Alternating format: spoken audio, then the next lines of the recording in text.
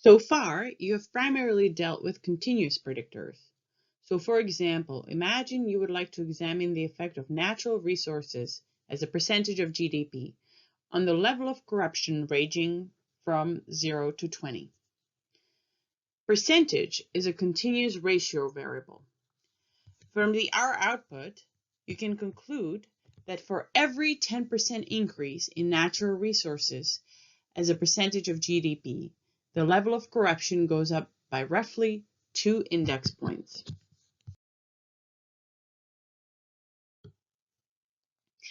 However, in research, we also often deal with qualitative, discrete variables. For example, nominal variables such as gender, male or female, or ordinal, our understanding of statistics, with 3 values, for example, 1 for poor, 2 for good, and 3 for excellent. Those measurements allow for the variable to take on only 3 values and no values in between. So let's consider a simple hypothesis. The level of corruption in autocracies will be higher than in democracies. Does the R output show support for this hypothesis? Well, you guessed it. It does. We included a variable called regime, which is a dichotomous or dummy variable, where 0 equals if a country is autocratic and 1 if a country is democratic. Now, the interpretation is somewhat similar to our continuous predictor.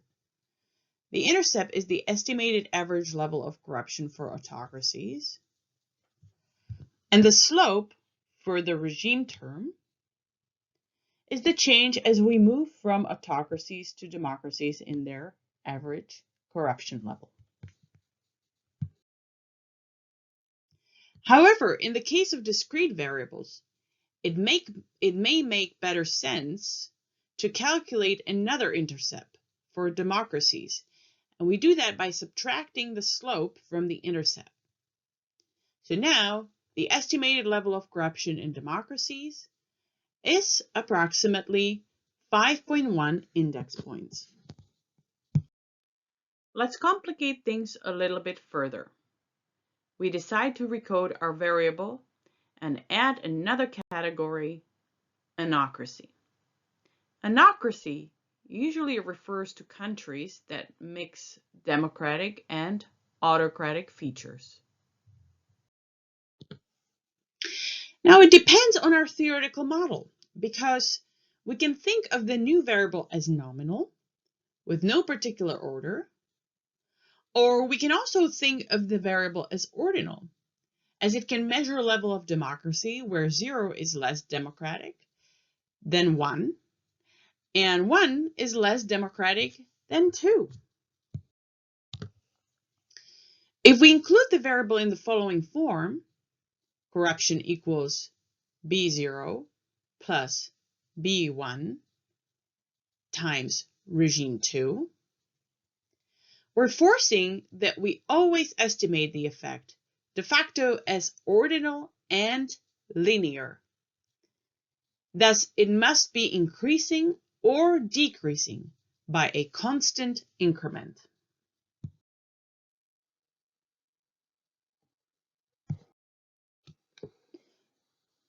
We can, however, relax this assumption, so to speak, and estimate the effects independently. We first have to create 3 new variables. Each one of those variables is coded 0 and 1. One is called anocracy. Second is called autocracy. And the third is a democracy. With these 3 new variables in hand, we include them now in the following model. Corruption equals B0 plus B1 times autocracy plus B2 times democracy.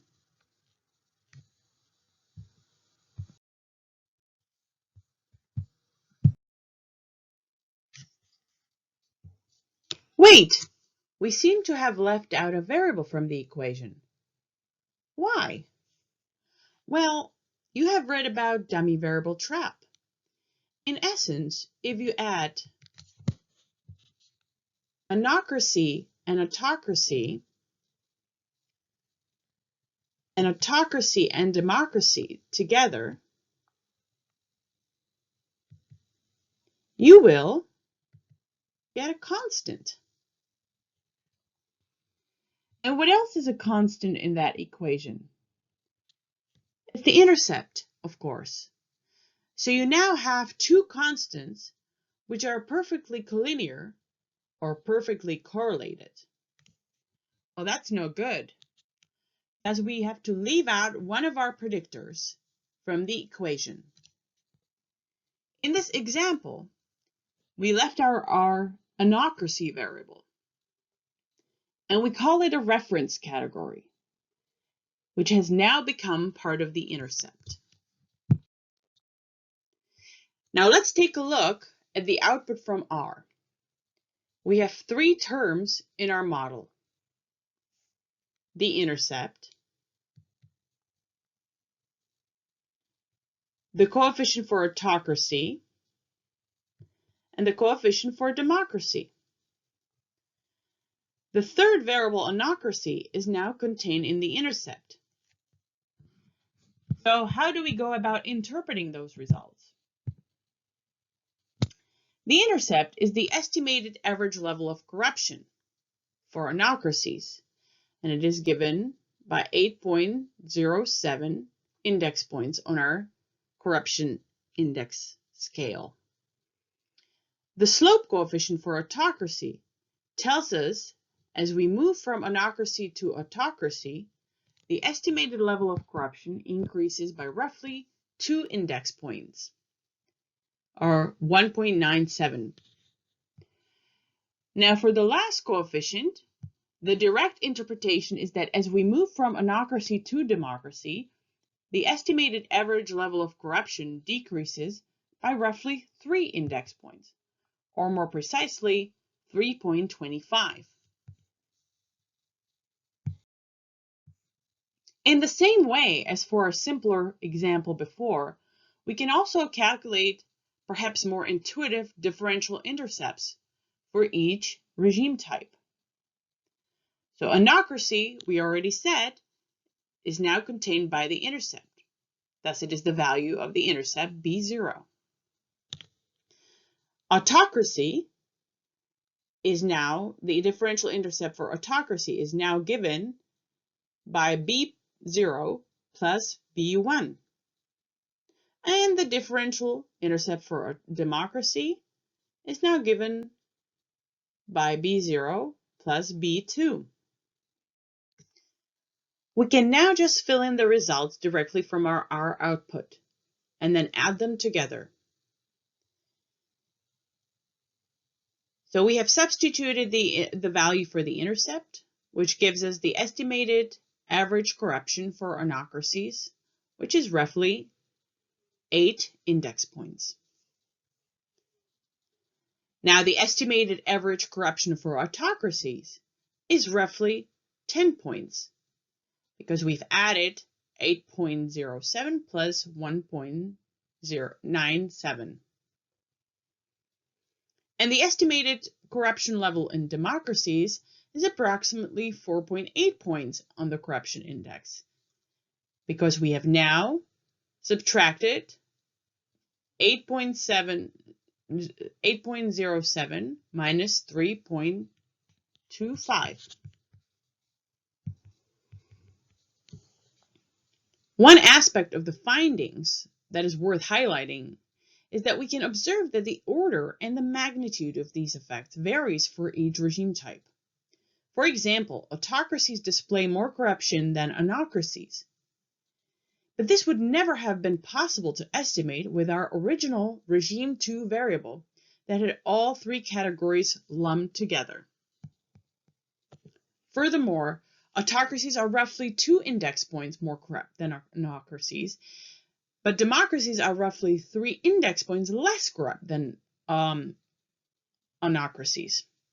This means that the magnitude of these effects, as we move from monocracy to autocracy and finally democracy, is also not constant. So we've violated both of these assumptions. Our regime 2 variable is the effects are neither linear and nor constant. And it is something we would have not been able to show using our original regime 2 variable.